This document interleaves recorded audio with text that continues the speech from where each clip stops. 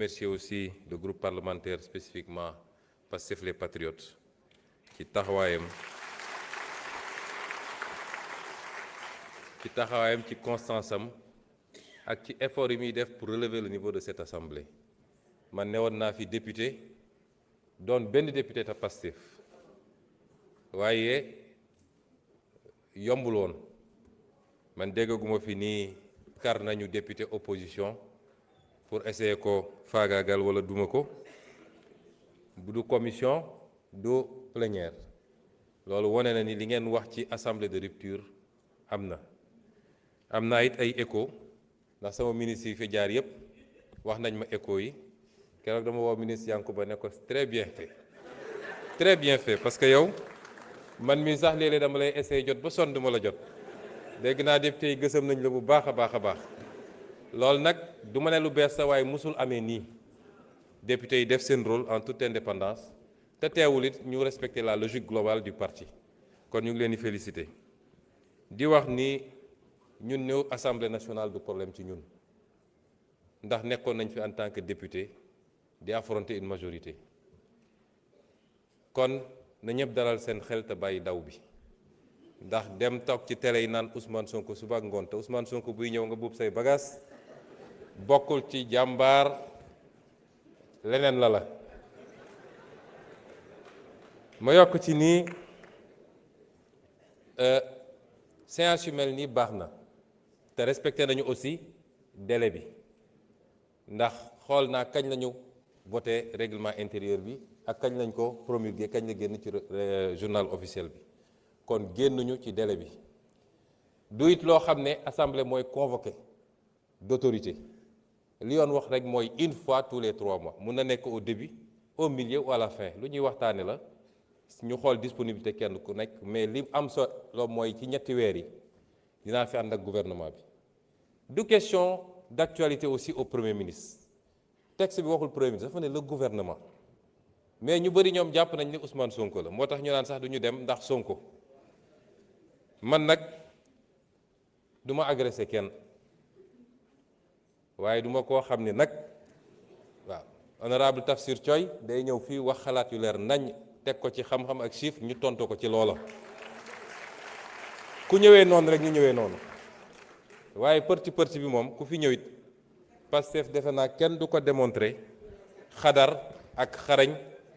ak defante kon nañu dellu si ci l'essentiel honorable Aïda Daffé dafa wax ci lu jëm ci contexte bi contexte nag contexte politique la njëkkee contexte politique bi dafa mel ni li ci ëpp sax dafa dellu si suñu biir waaye may dalal xelu ñëpp ku am déglu ak seetlu dama waxoon ni ba may annoncé dama ne woon y aura un avant un pendant et un après 8 novembre damay bëgg léeg-léeg ñu may déglu ci la may wax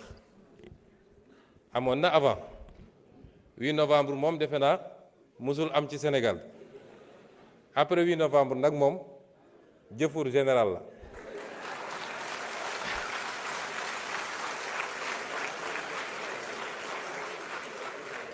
waaye ñu dalal xelu nit ñi ni loolu dafa amoon benn nécessité il y avait un besoin de clarification léegi les choses sont claires loolu rek la woon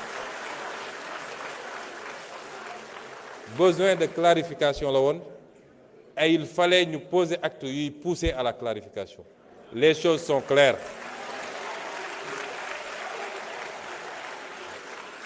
mu des nag ñu doxal ku yaakaar ni problème bu insurmontable am na fi wala nit ñi dootuñu tuddante loolu amul jàmm rek la ñu seq jàmm rek di xëy di gontu di liggéey di añandoo di reerandoo benn problème amul ci wàllu politique ku nekk mun na am doxalinam ci wàllu état tey la ñu gën a farlu ci liggéey parce que liggéey xamul man liggéeyalu ma président Bassirou Diomaye man Sénégal lay liggéeyal liggéeyalu ma président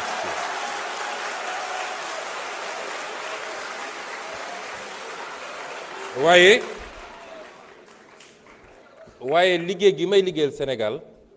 dafa nekk ci kilifteefu président Bassirou te ci mandaam lañ koy comptabiliser kon lépp lu ma jàpp ne lii njëriñ la du ma ci xaar président Bassirou lépp lu ma yaakaar ni lii safaan ba la du ma ci xaar président Bassirou moo tax contexte politique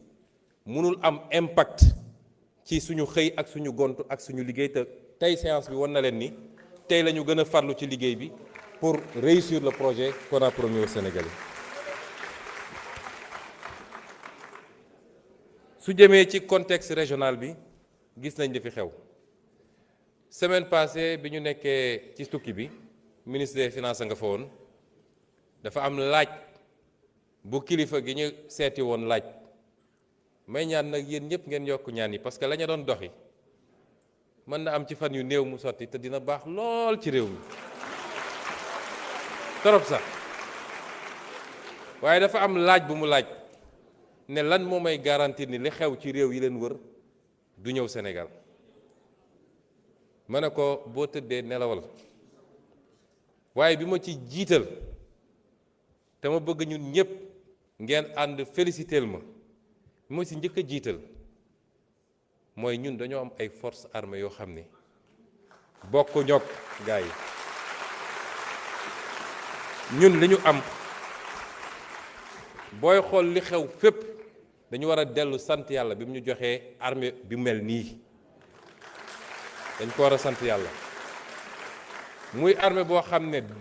jaxasoowul ci mbirum politique waaye mat na liñ ko doyee pour sécuriser le territoire national moom ak toutes les forces de défense et de sécurité ñu boole ci am askan woo xam ne du askan bu ñuy nax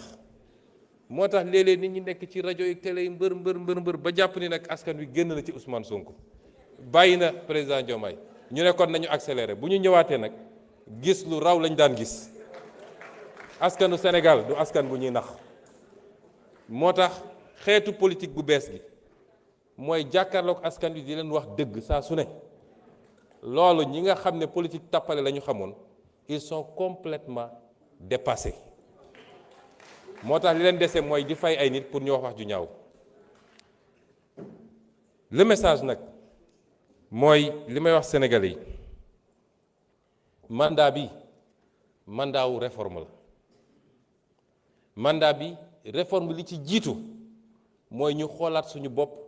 par rapport ak valeurs yi ak jikko yi le capital humain réew jikko ak valeur moo koy tabax Singapour bi ma tudd léegi benn île bu ndaw la boo xam ne matul sax benn région Sénégal amul or amul jama amul dara waaye ci ko modifié bi mu ñëwee dafa ne li may njëkk a commencé mooy valeurs yi ak jikko yi mooy la discipline mooy le respect de la règle mooy l'éducation moom foofu la njëkk a commencé tey ci réew yi gën a développé ci àdduna la bokk li Sénégal am Singapour amul toq bi kon li ñuy wax ci discipline defuñu ko pour réprimer wax naa léegi ministre bi war nga wax ci mendicité bi aussi ndax du rek ambulant yi waaye mendicité bi ak yeneen defuñu ko pour réprimer te dinañ ci ànd ak ay mesures d'accompagnement waaye li ñu bëgg a xamloo Sénégalais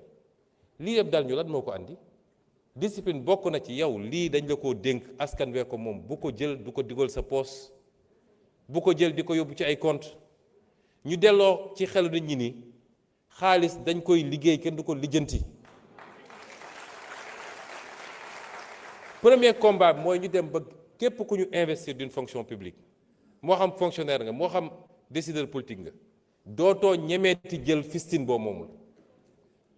fii rek egguñu foofu rek li waroon tabax hôpitaux yi li ñu waroon tabaxee 100 hôpitaux 10 hôpitaux lañ ciy tabax loolu bokk na ci facteur de sous-développement te loolu bokk na ci l'un des grands combats de ce chantier de ce mandat dellu ci valeurs yi ak jikko yi ñaareel bi mooy ñu partager une vision économique lan la ñu bëgg a def ci réew mi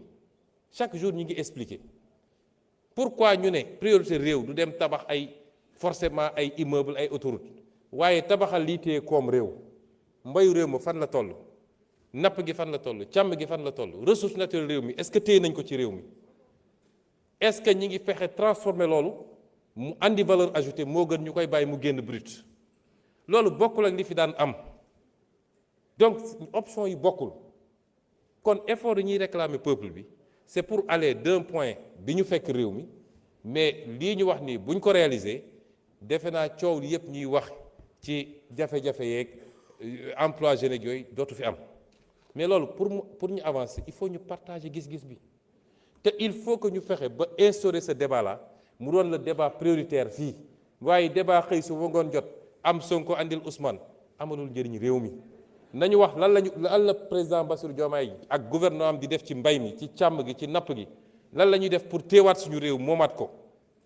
loolu moo ëpp solo que débat yooyu ñuy am kon peuple bi ci boppam mu war a affranchir bu dee lenn ci médias yi ak réseaux sociaux yi buggu ñoo topp loolu peuple bi moo war a am ful la boppam daal di dellu ci ses orientations soo déggul loo xam ne jëm na ci liy farata liy njëriñu réew mi nga romb loolu dem toppatoo farata parce que booy déglu léegi Sénégal nga tukki tuuti da nga naan mais ñun dafa li am Sénégal amul fenn amu ko te ñëpp laa wax nag ku bokk ak man ak ku bokk ak keneen man sama discours musul changer nañu dellu si ci valeurs yooyu c'est extrêmement important te loolu c'est l'un des éléments importants de ce mandat. Ce mandat est celui de la refondation patriotique. Les valeurs humaines, le capital humain, la souveraineté, mais également les réformes institutionnelles et politiques am na ko laaj léegi pour gën a dëgëral et stabiliser les options économiques claires mais surtout te loolu lu am solo la ñun ñiy jiite il faut qu'on soit irréprochable aw askan munoo ko woo ci direction bu dee yow jiituloo ko fa moo tax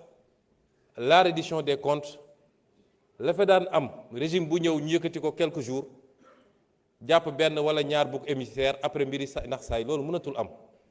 du soxar du fayantu waaye c'est une demande forte du peuple sénégalais qui a suffisamment subi moo tax nous veillerons à ce que ñu doxalee ko ni ñu ko war a doxalee ba képp koo xam ne def nga te mu am ay preuves yu def nga lay ak peuple sénégalais ku deful ñu bàyyi la nga ñibbi waaye ñun ñi nga xam ne ñun yàlla dénk tey ma dellu waxaat ko du ay menaces du dara ku ci yàkkamti wala nga dugg ci logique politicienne mooy jàpp ni il faut ma dajale xaalis pour dem uti ay base politique ba laal la waruta laal doo ci mucc yow it parce que fii amul kumba am ndey kumba amul ndey on appliquera la même rigueur. Enfin yi nga xam ne c'est les grandes orientations li ma bëgg a gëm lu peuple bi xam ko mooy conviction man dugguma politique pour am dara soxlawuma dara ci politique man conviction ma dugal ci politique ku may woteel danga may woteel ci base boobu bu dee li may wax doyu la wala gisoo sa intérêt mun nga woteel keneen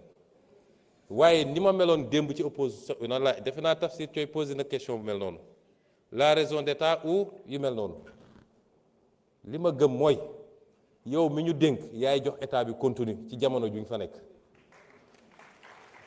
ça veut pas dire qu'il faut être rigide